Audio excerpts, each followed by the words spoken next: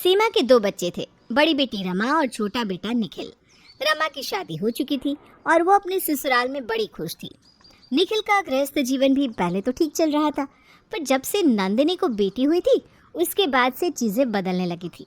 निखिल की पत्नी नंदिनी को ऐसा लगता था कि सभी उसकी ननद की बेटी रिंकी को ज़्यादा प्यार करते हैं और उसकी बेटी को कम।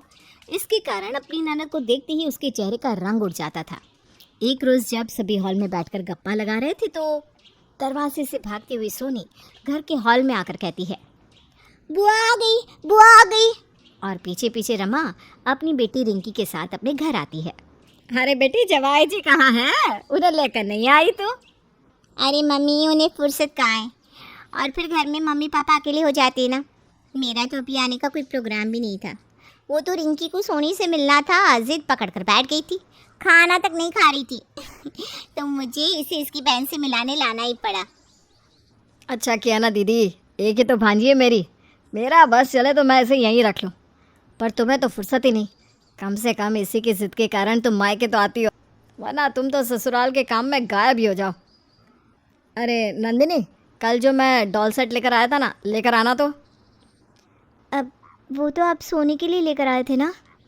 सोनी के लिए मैं फिर से डॉल सेट लेकर आऊँगा। कितने तो है उसके पास। ये सुनकर नंदिनी गुस्से में कमरे में जाती है और अपनी बेटी का डॉल सेट उठाकर निखिल को देती है, जिसे निखिल रिंकी को देता है। ये लो रिंकी, ये तुम्हारे लिए। अब जाओ, दोनों बहनें साथ में खेलो। रिंकी, सोनी का ध्यान रखना, वो तुम्हारी छोटी बहन है ना। हाँ मामू, मैं उसका हमेशा ध्यान रखती हूँ, है ना सोनी?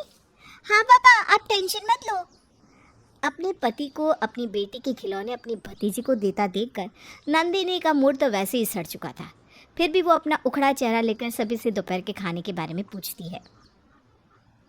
खाने में क्या बना दूँ पापा जी? कल रात को आपको एसिडिटी हो गई थी ना, तो आप जैसा बोलिए कुछ हल्का सा बना दूँ।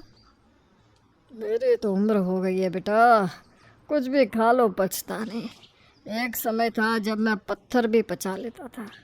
अब घर में बच्चे आए हैं तो उनकी पसंद का ही कुछ बना ले, मैं उसी में से कुछ खा लूँगा। क्यों सीमा जी, ठीक है ना?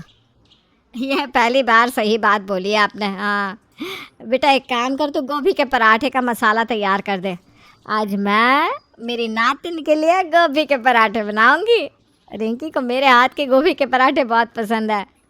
आज तक मेरे सामने तो मम्मी जी कभी किचन में घुसी नहीं, ना ही कभी सोनी की पसंद का खाना बनाने के लिए कहा, और आज अपनी नातिन के आ गई है, उसकी पसंद का खाना खुद बनाएंगी। अब घुटने नहीं दुखेंगे।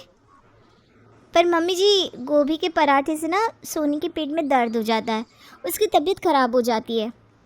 तो उसके लिए तो सादे पराठे बना देना। अच्छा दीदी बताओ, हमारी रिंकी इस बार फिर से फर्स्ट आई है ना? वो तो बस यहाँ आकर ही ये खेल खेलती है, वरना हमारे यहाँ तो दिन भर किताब लेकर बैठी रहती है। इस उम्र में थोड़ा खेलना भी सही है, पर इसे किताबों से ही ज़्यादा प्यार है। देख रही हो नंदिनी, हमें अपनी सोनी को भी ऐसा ही बनाना है, बिल्कुल होनहार। ये सुनते ही नंदिनी गुस्से में सीधा रसोई में चली जाती है। 2 मिनट हुए नहीं रमा दीदी को आए हुए, और सब कोई उन्हीं के आगे पीछे घूम रहा है। इसी तरह रात हो जाती है। रिंकी चलो, अब मामू मामी को बाय बोलो, कल स्कूल जाना है ना। तभी रमा के फ़ोन में स्कूल के ग्रुप में मैसेज आता है कि कल से 1 हफ्ते के लिए स्कूल बंद है।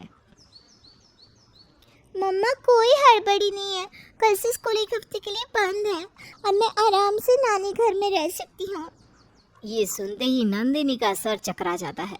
जो कुछ घंटे के लिए भी अपनी ननद और उसके बच्चे को बर्दाश्त नहीं कर पा रही थी, अब उसे पूरे 1 हफ्ते के लिए उसे बर्दाश्त करना था। रात को जब नंदिनी अपने कमरे में सो रही थी तो वहाँ रिंकी आ जाती है। रिंकी मामू के पास सोएगी। अल्लाह मेरा बच्चा, आजा आजा। चुप, जाओ बाहर, अपनी मम्मा के साथ सो जाओ। समझ में नहीं आता तुम्हें? इतनी बड़ी हो गई हो, ये कोई वक्त है किसी के कमरे में जाने का? नंदिनी की बात सुनकर रिंकी रोती रोती अपने कमरे में चली जाती है और अपनी माँ को इस बारे में बताती है। पर भाभी ने इसे डांटा क्यों? नहीं रोते बेटा, हो सकता है मामी जी की तबीयत खराब हो। आओ, आप मेरे पास सो जाओ, आओ बेटा। रमा को ये इत्तेफाक लगा। उसने ऐसा सोचा भी नहीं था कि नंदिनी उसकी और उसकी बेटी के लिए अपने मन में इतनी नफरत पाले बैठी होगी। अगली ही सुबह से नंदिनी के बर्ताव में ऐसा बदलाव आता है जो किसी ने सोचा ना था। सोनी चलो उठो, स्कूल नहीं जाना तुम्हें। रिंकी के स्कूल की छुट्टी है, तुम्हारी नहीं। आज तुम स्कूल नहीं जाओगी, मार्क्स नहीं लाओगी तो यही घर वाले तुम्हें 10 बात सुनाएंगे और तुम्हारी कंपैरिजन रिंकी से करेंगे। यही चाहती हो क्या तुम? बच्चे को ये सब क्या समझा रही हो बहू? और एक दिन हमारी सोनी स्कूल नहीं जाएगी तो क्या हो जाएगा? अब ये रिंकी की तरह स्मार्ट तो है नहीं पापा जी, इससे स्कूल जाना ज़रूरी है। आज तो ये बच्ची है, पर कल जब ये देखेगी कि सब रिंकी की वाह वाही करते तो उस पर क्या बीतेगी। उम्र में तो ये रिंकी से भी छोटी है, पर किसी को उसकी फिक्र नहीं। पर तू चिंता ना कर सोनी, तेरे साथ तेरी माँ है ना। तुम्हारा बाप तो किसी का मामा बन बैठा है। बच्चों के सामने तुम ये सब क्या बोल रही हो नंदिनी? समझ भी रही हो इन बच्चों पर इन बातों का क्या असर पड़ेगा? नंदिनी अब पूरी तरह से भर चुकी थी और वो हर वक्त बस फटती ही जाती है। शाम को जब दोनों बच्चे खेल रहे थे, सोनी को चोट लग जाती है। मम्मा! अरे बच्चा, तुझे चोट कैसे लगी? रिंकी, तुमने इसे धक्का दिया क्या, बताओ? रमा सोनी को चुप करा ही रही थी कि तभी गुस्से में वहाँ नंदिनी आती है और रिंकी को एक तमाचा लगा देती है। तुमने इसे मारा ना? कैसे मारा? इसीलिए आई हैं दीदी आप यहाँ? हाँ, माँ मुझे खा रही है और बेटी मेरी बच्ची को। पर मैंने कुछ नहीं किया मामी जी, सोनी खुद गिर गई। हाँ मम्मी। तू तो कुछ बोली मत, अपनी बहन की भक्त बनी पड़ी है। सुन लिया भाभी, आप बेकार में इतनी छोटी सी बात का बतंगड़ क्यों बना रही है? शोर सुनकर बाकी सब लोग भी वहाँ पहुँचते हैं। ये सब क्या हरकत है बहू? ये रमा का घर भी है, क्या वो अब यहाँ आएगी भी नहीं? तो रखिए ना इन्हें यहाँ। जब तक दीदी इस घर में है, मैं और मेरी बेटी मायके जा रहे हैं। आपको कहीं जाने की ज़रूरत नहीं है भाभी। अगर आपको मेरा यहाँ रहना पसंद नहीं तो मैं और रिंकी अभी यहाँ से चले जाते हैं। अरे क्यों इसकी बातों को दिल पर लेती हो दीदी? मुझे तो समझ में नहीं आ रहा नंदिनी को हो क्या गया है।